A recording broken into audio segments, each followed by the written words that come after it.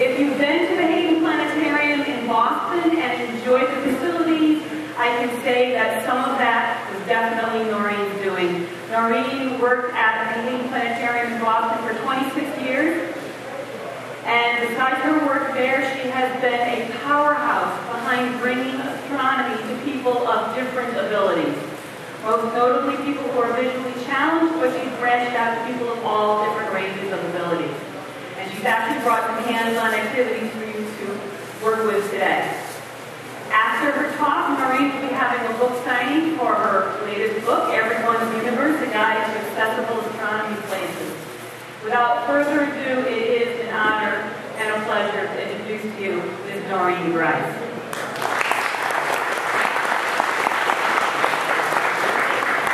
Thank you very much, Christine, and thank you everyone for coming out on this rainy day to the pavilion to hear this program. I hope you'll learn some new things that you can use. And well, first of all, I'm wondering, how many people here are members of astronomy clubs? Just almost everyone. Okay, that's great, because the things I'm talking about here, you can immediately apply to your star parties, and things that you might not have thought about, and will help people of all abilities, not just people with disabilities. So I'm going to show you how you can make the universe more accessible. First of all, it's really startling to know that according to the U.S. Census, 1 out of every 5 Americans has a disability. Some disability. It may be needing corrective glasses, it may be someone who has a hearing impairment, someone who has a speech problem, someone who has a learning disability, but 1 out of every 5 Americans has a disability. So chances are very high that someone with a disability will come to one of your star parties, and may already have happened. You might know someone who has a disability. For example, a president of the United States who wasn't often seen in a wheelchair, but did use a wheelchair. Dr. Kent Cullers, who you may know was for a long time research manager of the SETI Institute, he's blind, so he needs non-visual access. Annie John Cannon was almost completely deaf, so she needed non-hearing access. The same with Henrietta Leavitt, John Goodrich, and of course Dr. Stephen Hawking, who has mobility needs and also nonverbal communication access needs. So people you know may not be that you know them personally have different needs, and you may also individually have different needs. My background is in formal science education, and I did work at the Boston Museum of Science for 26 years. Early in my career, an event happened that would change the course of my career, basically. I was an astronomy student at Boston University. I was going into my senior year when I got a part-time job at the Museum of Science. And, well, I always thought only very important people could work in the planetarium, and then didn't realize that, you know, like regular people could work in the planetarium. So I was really excited to be able to get a job at the planetarium. So I was on the job, to date myself a little bit, I was on the job for like 1 month. This was in 1984. Taking tickets to the planetarium when there were a group of blind students in line, and I panicked, and I didn't know what to do. And I asked the manager, who was an older gentleman, you know, there's some blind people in line, what do I do? And he told me, help them to their seats. That's all you have to do. So that's what I did. I helped them to their seats, and I went into the console. I welcomed everyone to the planetarium, and I pressed the button on the Apple IIe computer, and the show began, and it was an automatic show, and my job was at the end of the show to say, and thank you very much for visiting the Charles Hayden Planetarium. Well, during the show, as it was running and I was sitting there, I looked over at that group of people, and I wondered what they thought of the program. So at the end of the program, when everybody walked past the console and this group approached, I came out of the console and I asked them how they liked the show. And there was a very uncomfortable pause, and they said, it stunk, and walked away. And that hurt, because I really thought the planetarium was the most wonderful place anywhere, and how could a thing like this have happened? It bothered me so much that, I don't know whether it was the very next day or the day after that, I remember seeing buses going up and down Commonwealth Avenue in Boston saying Watertown, and I remember hearing about a school for the blind in Watertown. So I took the bus to Watertown, I found my way to the Perkins School for the Blind, I wandered around the campus and I found the library. And I went into the library and I asked the librarian if they had any astronomy books. Because my first thought was, well, maybe people who are blind don't like astronomy. But I was surprised to be shown a bookshelf of Isaac Asimov books. They were all very thick. And I took them down and I flipped through them on the table. And I knew it was Braille. I didn't know Braille at that time, but I knew the pages were in Braille. And I asked the librarian if any Braille books had raised pictures. And the librarian said raised pictures were very expensive and labor-intensive, so not very many Braille books had raised pictures. And then I understood what the problem was. The planetarium show was not accessible because the pictures were projected on a curved dome ceiling, high overhead. They were not touchable. And the show, by the way, wasn't even very descriptive. It was sort of like, and over here is the Big Dipper, and over there is the Ring Nebula, and over here, and it didn't really tell you what the objects looked like. I didn't know how to solve the problem, but I felt that I had to find a way. And so basically I started hand-etching plastic sheets to make raised constellation pictures to go along with all the shows. And eventually I had a book of constellations to go along with all the shows, and I started writing a separate book, and I called it Touch the Stars. Eventually that would be my first Braille book, Touch the Stars, which was a story about, a book about the constellations and the history of astronomy and a tour of the solar system, all with raised pictures, galaxies, lunar phases, solar eclipse, everything I could think of went in that book. Over the years, I worked making the planetarium very accessible and also expanded to putting in a captioning system for people who were deaf because they weren't coming to the planetarium either. And it got me thinking about how to make astronomy in general more accessible. So let me show you some things that you can do as Astronomy Club members. First of all, consider mobility access. If your observatory is wheelchair accessible, you might be able to make the eyepiece accessible too. A couple of things you can do. First of all, there are eyepiece extenders. One is the articulated relay extender, which this is at let's see, Centennial Observatory in Idaho. And so the observer is looking through this very long eyepiece extender here and is able to see the view. This is also at the Air and Space Museum and at the Clay Center in Brookline, Mass. And there's a different kind of eyepiece extender, a custom-made one at the McCarthy Observatory in New Milford, Connecticut, and it's fiber optics. So, as you see, the observer just comes close to the telescope and can look right in. Now, that's one thing you can do if your observatory is wheelchair accessible. But if it's not, then you can provide portable telescopes.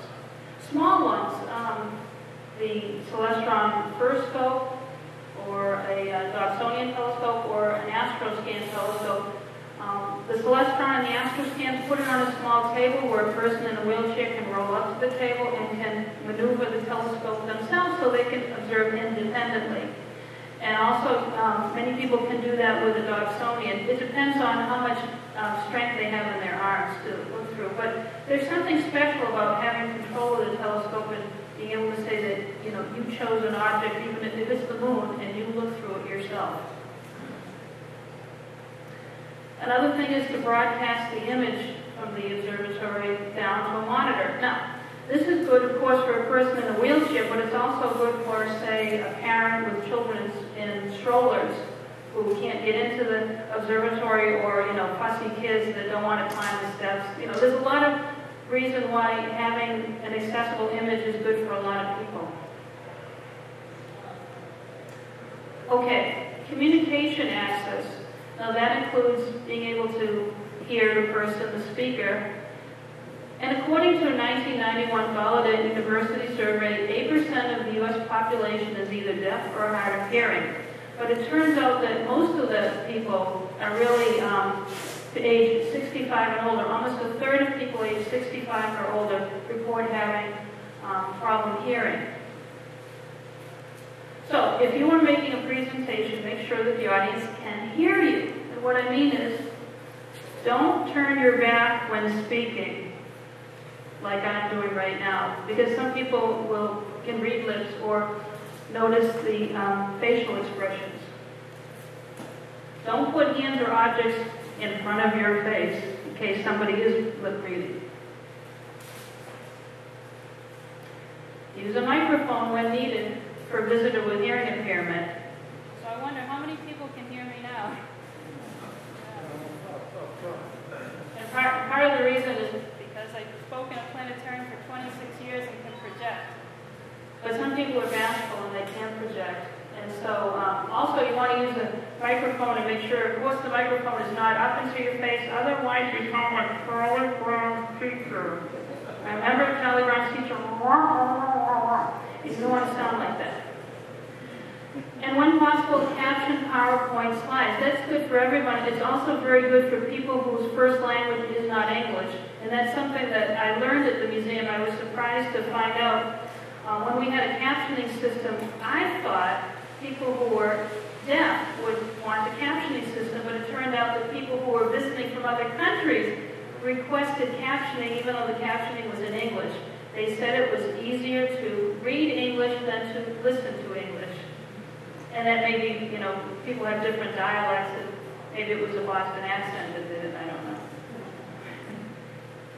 There's also assistive listening devices, and some are more expensive than others, but you might have seen them in a store, like as seen on TV, $10, and it looks like a transistor radio, and somebody has like a headset on. But actually, you get a very nice system for about $300 with a transmitter, just sending out feed to people in the audience with these headsets here. There's an app for that. There's an app for learning sign language. If you have an iPod or an iPhone, there's an app called iSign. It's not very expensive, a few dollars, I think, and it has a dictionary of like 800 words, and you type in the word and the little character, the cartoon character here, the avatar will sign it for you. So you can have a little bit of sign language in your pocket. And it's also nice to learn, a few words, how to say hello, or actually one of the things I learned is how to say planetarium projector. And that is the star-making machine. And I also learned how to say hello and thank you. So people really appreciate when you know a few words. Communication access, speaking. Not everyone can communicate verbally. You might sometimes see somebody using a device that looks like this. This is for alternative and augmentative communication. And basically, a person points to one of the squares and it may speak. It's an electronic one. It'll speak like, I want to see the moon. They can set it up like that, or they can type it in. Also, there's an app for that. Proloco to Go is for the iPhone and iPod. So if you see somebody with something like this, don't panic. This is how they're going to communicate with you. They may point to the communication symbols, and they may ask you to respond in a similar way and point back. Okay, so that's what this is, so never panic about that. My specialty has been non-visual access. Probably because of that first experience I had where hearing from blind students really opened my eyes to having a non-accessible universe and making it more accessible. So according to the American Foundation for the Blind and the National Federation of the Blind, there are 10 million blind or visually impaired people in the United States. That's a lot of people. And ways that you can make astronomy accessible to someone who is blind or visually impaired. Listen to them and let them listen very carefully to you. If you can describe something, the moon has a round limb, the craters are raised, and you describe it, create a picture in someone's mind. Never think a blind person can't see. They can see, but with their mind's eye. And your words are painting a picture in a person's mind. Okay, so it's really up to you. So seeing is with the eyes, the hands, and the mind. If possible, have something that a person can do. And that means discussing things pictorially, or if there's something they can touch, that's even better. Touching, tactile graphics or models. Here's some ways you can make tactile graphics. American Printing House for the Blind sells a lot of different supplies, and one is called Quick Draw Paper. You remember at a lot of fairs they give out like sponges that are all dried out, and it looks like a piece of paper, and you put it in water and it puffs up like a sponge. Have you ever seen those? Okay, so that's what this paper is. So this is the kind of weather you would not bring that paper out, because it's very sensitive to humidity, and the whole thing would puff up. But if you have that paper, which is called Quick Draw Paper, it has a watercolor marker, and anything you draw, that area will puff right up. And then afterwards you have a sponge. That's kind of cool. There's another product called the Draftsman, and basically it looks like an Etch-a-Sketch. It has a rubber pad underneath it, and it has a special kind of a plastic rubber sheet, and when you draw with a ballpoint pen, that area raises up. So you can make pictures on the fly. Brass fasteners on a dark background. For some reason, brass fasteners not very common. Maybe I'm the only one that goes to Staples and buys them. But they're really handy, and let's see, I brought a few things to show you here. So, making a constellation of brass fasteners. So this costs like 25 cents to make. And wouldn't it be great if you're pointing out some constellations and you have a set of those in your hands and people can touch them? You know, I'm going to pass some things around, but you have to promise to give it back. Oh. Does someone have a question? No? Okay. So brass fasteners are great, and they come in like for $2, 200 of them. Push pins and string. Okay, so that's something readily available. So maybe if you're talking to someone about light curves and you study variable stars, you can explain to somebody what that means, what a light curve means. You can put one together. Puff paint. That's one of my favorite things to use. Puff paint is also called 3D paint, and it's like less than $1 for a bottle at Walmart or your favorite craft store. And so you get a piece of foam paper and you dry your picture with the puff paint. You have to wait 24 hours for it to dry, but that's pretty good. And you have a tactile picture. So all this stuff is pretty cheap. You can even take puff paint and put it on a tent and make a constellation tent or an umbrella. So the puff paint is very versatile. You could take glue, clear glue like Elmer's glue, and outline a picture. Now, this happens to be a picture of the moon from one of my books, the Little Moon Phase book, and it's silk screen, but it's very similar. The effect is very similar to what you would get if you outlined a picture with glue and let it dry.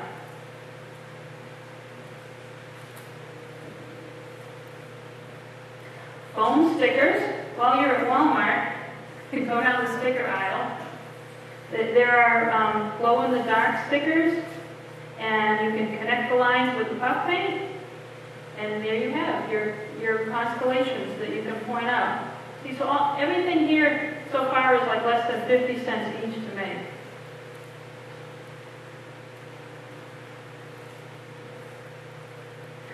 You can also use foam to cut out and replicate topography from other planets.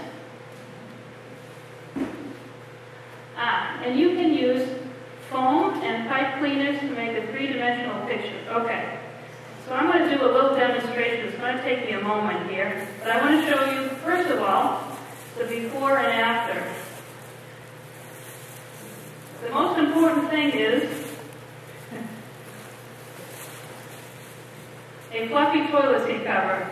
Okay. You must get a fluffy toilet seat cover, and it's very important that you have the cardboard insert. Do not take the cardboard insert out. That's very important. So, we have item number 1, the toilet seat cover. Item number 2, 1 piece of black foam paper, 39 cents at the craft store.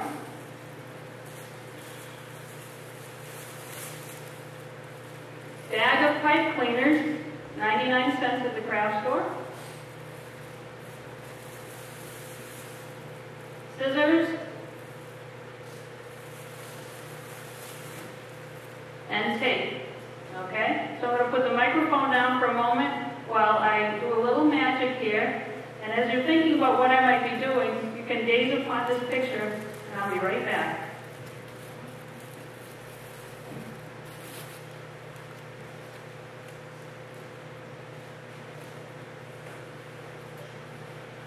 Somebody can help me with everything on. Okay, so I'm cutting out irregular shaped pieces.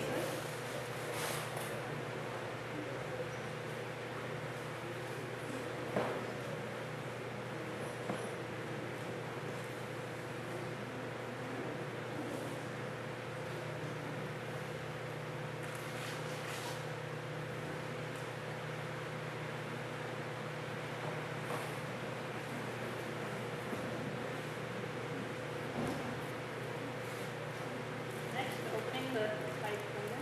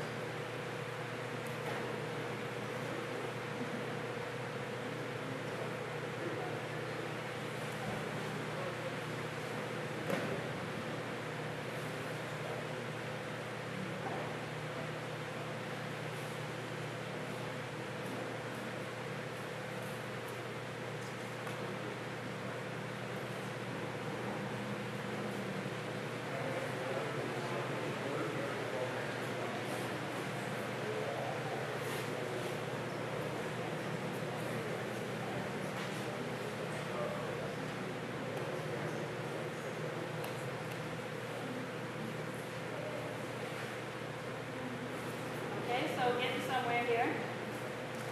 Good things happening.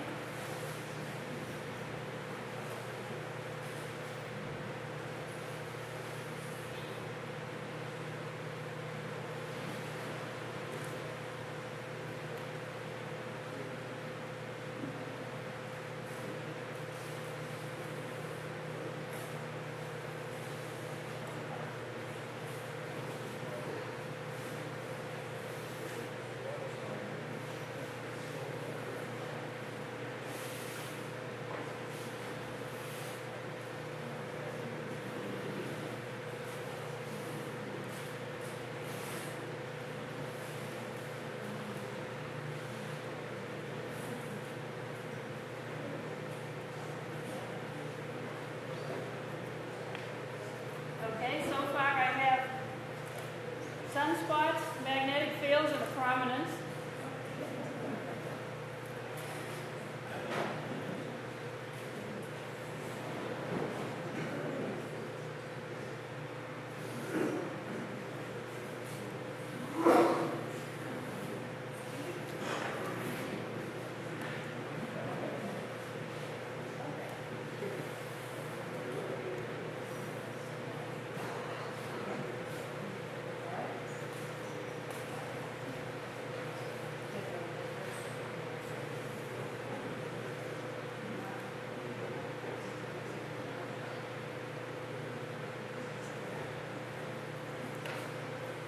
And a solar flare. See, so you can keep embellishing it, but you can make the sun with a toilet seat cover. All right? So this is something, I mean, can't you picture yourself doing this? Sure you can. You can make a great toilet seat cover, and then you have it available for, say, solar viewing. So many things are possible with not a lot of money being spent. You can get really creative about this. So here's just, some close-ups of some things you can do with the foam paper, and I'm just showing you some things you can do with the toilet seat cover. Now, models are great. In fact, whenever I go to a science museum, I look for models. I look in the toy department, and I actually found one about the Hubble one time, which was great at the Goddard Space Flight Center. About the space shuttle, people want to know what that looks like. A lot of people who are blind have no idea what the space shuttle looks like. This was a model of a star projector when I did a planetarium program at Baltimore for the National Federation of the Blind. So first, when we came into the planetarium, I explained how big it was, how high the ceiling was, what the object was in the center of the room, the star projector, and then we passed around the model and talked about the stars. You can make hands-on planetary habitats. Get some grass sod here from Lowe's or Home Depot and create your own landscape. Place another planet, you can create it. You can make Saturn by taking a styrofoam ball, cutting it in half, and gluing a CD between the two halves. You have Saturn.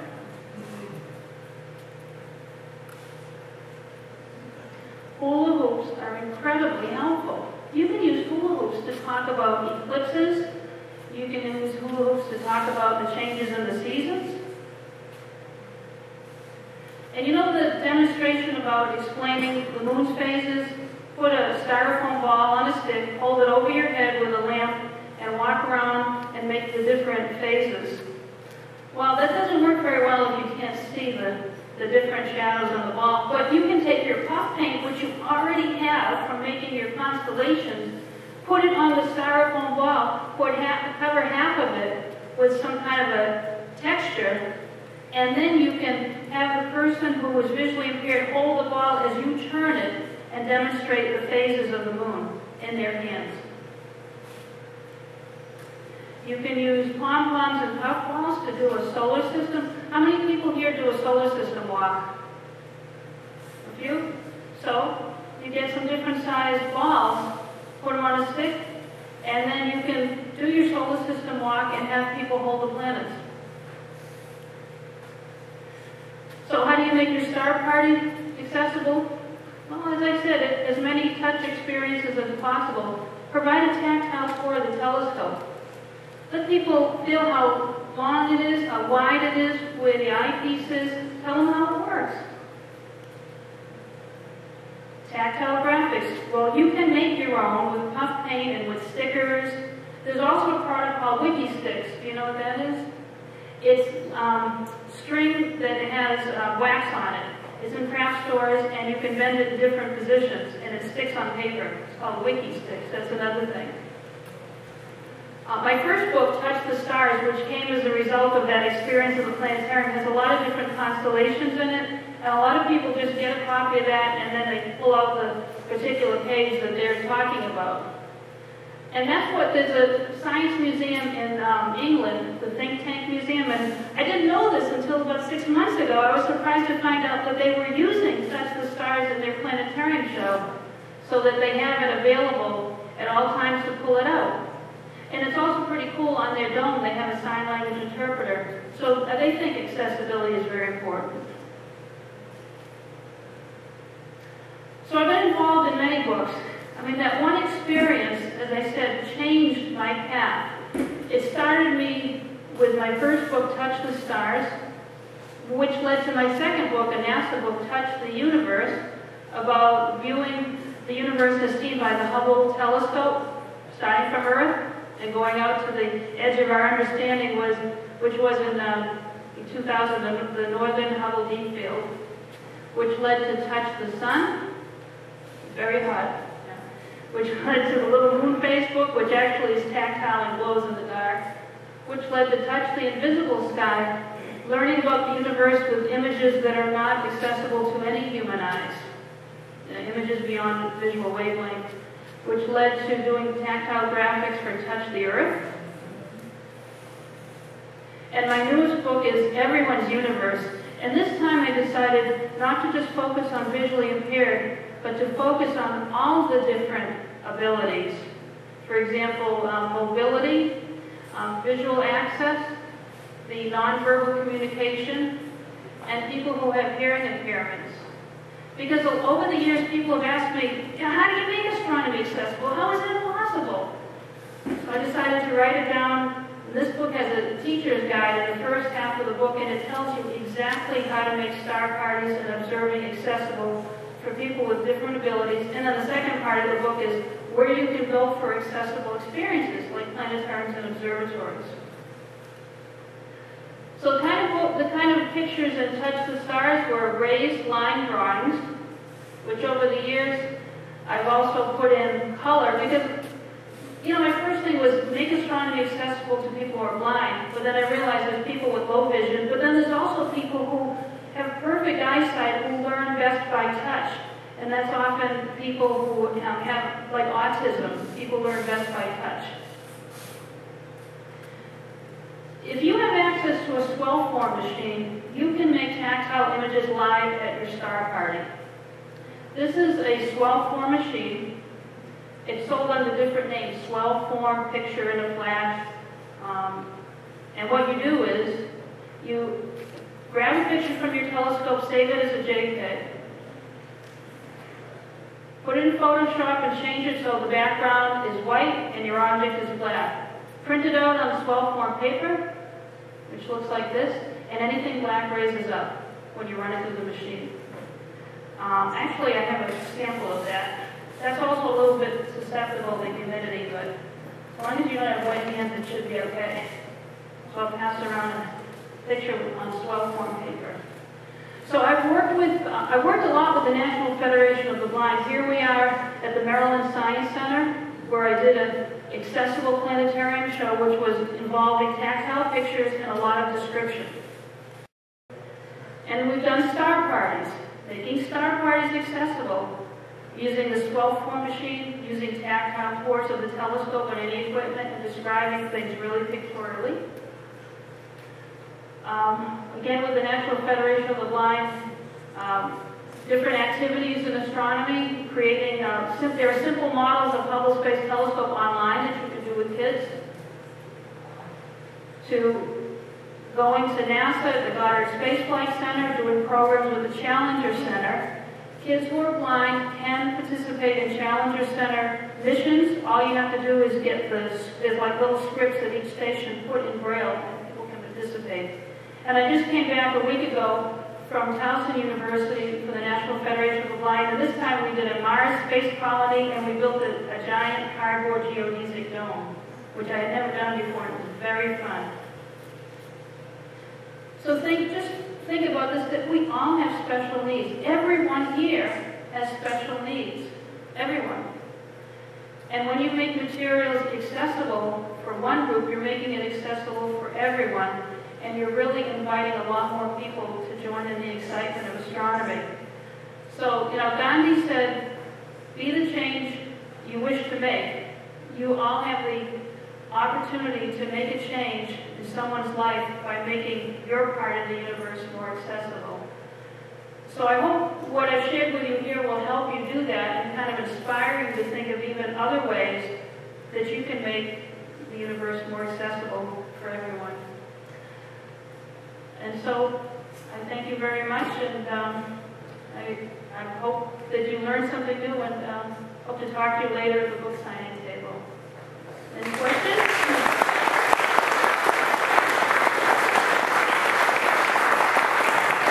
I don't know if you can see why I've always found Noreen to be very inspiring, and I stole the Saturn idea from her. If you've ever been to one of my Saturn Kids things, I got it from Noreen. But I use toothpicks, I don't glue them. So. Any questions for Noreen? This isn't a question, I just want to congratulate you for your work and what you're doing. I'm inspired. Thank you. I appreciate that. That's my goal. That's my goal is to share my excitement with others so that everybody can do their little bit. And you'll think of something that I haven't thought of. Although I keep thinking of new things. sure you'll come up with something new also. Yes. How did you get the ball rolling with the institutions that you worked in? I mean, you produced a tremendous change, starting from tell them to sit down, show them where to sit down, to allow you to develop. Right. So I. So Okay. So how did I make the changes within the institution? Well, first of all, so back in 1984, when that group of blind kids came to my show, it really affected me, and I remember telling the planetarium staff it's really important to make the planetarium accessible. At that time, when I started at the planetarium, the accessibility was a couple of wheelchair spots in front of the console, so anyone in a wheelchair would be corralled like cattle, and there was sign language interpretation on the second Saturday of every other month. So if you didn't come, clearly it was not important to you. So the message it sent was that everybody else could come to the planetarium show, but if you had a hearing impairment, you could only come at special times. And that, and so I don't know, I just kept talking to people. I said, I think I can make a change. I don't know how to do it, but I'm going to try. And they backed me on that.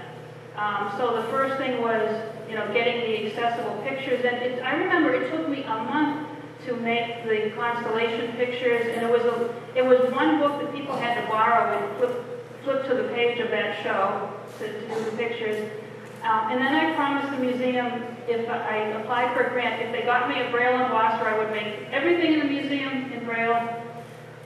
So I got the Braille embosser, and no matter how much I tried, it could not make the T-Rex look like he was growling. He was always smiling, because it was, the printer was always like a dot matrix printer, stepping down, it was always smiling. But then, and then the big change was when a professor at DePaul University saw Touch the Stars in a gift shop in Chicago and emailed me and said, there's too bad there isn't something like that for the Hubble Space Telescope. And that got me working on a series of books with NASA. And then someone said, you should talk to that National Federation of the Blind. They're kind of a good group. And I first met them in 2002, and I have been I'm one of the few sighted members of the National Federation of the Blind. I'm a member of the Central Connecticut chapter, and they're great. And there's one student there who co-taught the astronomy class with me this time. I've known her since she was 12, and she announced when she was 12 that she was going to be the first blind astronaut on Mars. And she stuck to that, and she's now a sophomore at Virginia Tech, majoring in astrophysics, and she's blind, and it's not going to stop her. So I've met some great people. I've just been really passionate about making changes, and I think I brought others on board, because it really makes sense. It makes sense emotionally, and it even makes sense financially for different museums to become accessible. Hopefully I answered your question. Other questions? Oh, yes. Did you, in beginning this work, I have two questions. One, how was astronomy taught to blind students or hearing impaired students in the past? Were there Braille books with raised pictures and so on from earlier periods? And did you make use of that as a starting point? And the other part of my question is, how useful did you find it to collaborate with educators and individuals of these different groups with special needs to understand the way they process the world as opposed to the way a person without that need might think they process the world? I've had some experience with people at Perkins School for the Blind, and I know that it's a tricky area to navigate, and I think what you're doing is wonderful, but I wonder if you could just speak to those 2 points. Okay. So the first point was what had been done in the past and how I built upon that. What I found at the Perkins Library was a big collection of Isaac Asimov books with no pictures, and that's all they had. And of course, the internet wasn't really a big happening thing in 1984. So I, asked around, and I really couldn't find much of anything. So I had to start creating things. Some of the first pictures I created, I thought they looked great. I put like I drew an outline of a bear, and I put the Big Dipper in it, and there was the bear, and at the bottom of it I wrote the Big Dipper, and I had a Braille template. Well, I went over to a special needs school in Boston, and I met with a teacher and some students, and I said, so what do you think of my picture? And the first thing they said was, never put the caption below the picture. I read from, top left across. The captions must go above. So first of all, the caption was no good. Then the second thing was, why does this picture have all these A's? And I said, what do you mean A's? Because in Braille, one dot is an A. Why is the picture full of A's? So then I learned I had to make a tactile key, and if I wanted to use a dot for a star, I had to say that's what it was. So I started, goofing up everything, which was great because then I learned a lot. So what I'd be doing, I'd be creating pictures, and whenever I saw a blind person at the museum, I would run after them and say, wait a minute, hold on, you have a moment. And never did anyone say no. They said, oh, you're asking me? And we'd sit on a bench, and I'd pull out all my tactile things and say, well, could you tell me, what do you think about this? So I got a lot of feedback at the museum. And then when I started my master books, actually, I started working with the Colorado School for the Blind and worked with the teacher in the class. And my first pictures for that book were horrible. And some of them we just couldn't use for the book, but I started a process that I still use today. I make tactile pictures, I send them out to review for schools for the blind or blind individuals from the Braille Authority of North America. They review the material, send back for changes, and I make iterations until everybody says it's okay. And one of the things I did learn, the most difficult thing to make a tactile representation is diffuse gas. If you can't see it, you can't make it. So that's what I do. So it is a standard operating procedure that I work with evaluations on all the pictures. So anyone who has further questions, Noreen will be signing her book back at the table. So again, let's thank Noreen.